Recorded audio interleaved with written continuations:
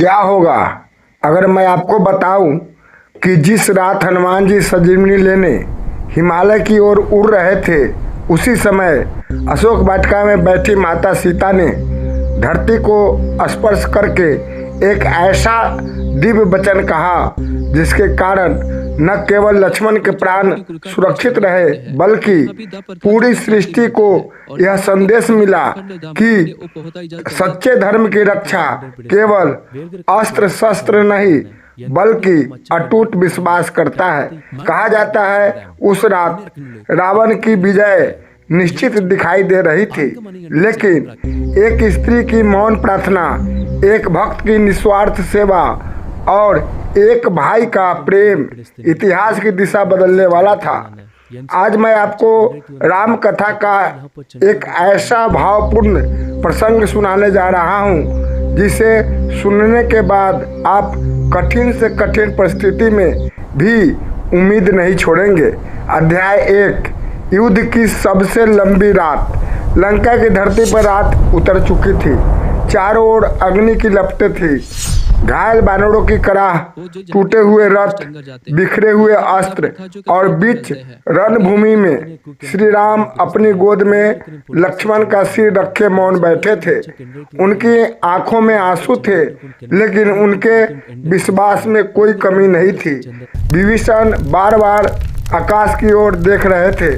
जामवान जानते थे अब आशा केवल एक ही है, हनुमान।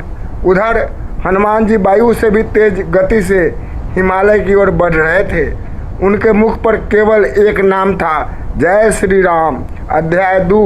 अशोक वाटिका का रहस्य। उसी समय अशोक वाटिका में माता सीता मौन बैठी थी। त्रिजटा ने धीरे से पूछा, माते, क्या आपको भय नहीं लग रहा? माता मुस्कुराई। उन्होंने कहा, जिस घर की नींव सत्य पर रखी हो उसे आंधी केवल हिला सकती है, गिरा नहीं सकती। त्रिजटा ने फिर पूछा, पर लक्ष्मण जी तो मृत्यु के द्वार पर है। माता ने धरती को स्पर्श किया, फिर बोली, धरती सब कुछ सह लेती है फिर भी टूटती नहीं। धर्म भी ऐसा ही है। उनके शब्दों के साथ अशोक वाटिका में चल रही हवा अचानक शांत हो गई। अध्याय 3। रावण की सबसे बड़ी भूल। उधर रावण अपने महल में हंस रहा था। उसे लगा अब राम का मन टूट जाएगा। उसने मंत्रियों से कहा, जिसके भाई की सांसें रुक जाए वह युद्ध नहीं जीत सकता। लेकिन उसी समय मंदोदरी ने शांत स्वर में कहा, महाराज, आपने राम को केवल एक योद्धा समझा, उनके भीतर के धर्म को कभी नहीं पहचाना। रावण ने क्रोध में उनकी बात अनसुनी कर दी। यही उसका सबसे बड़ा अहंकार था। अध्याय 4।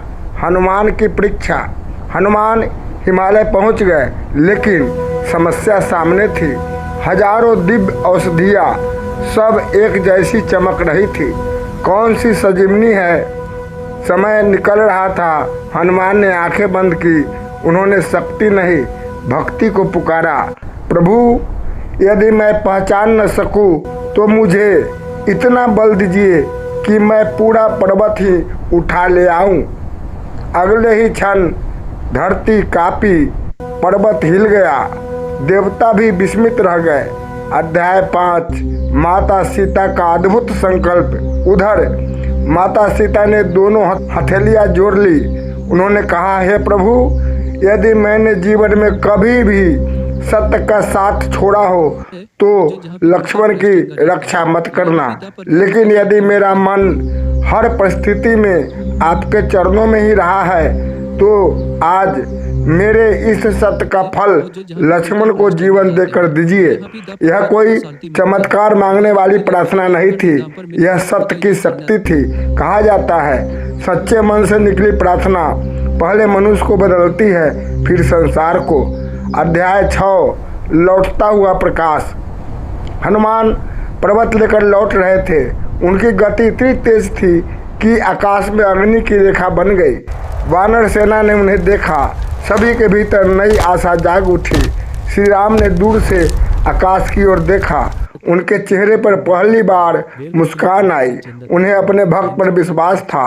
अध्याय 7 जीवन की वापसी। सुसेन वैद्य ने संजीवनी निकाली। औषधि की सुगंध पूरे वातावरण में फैल गई।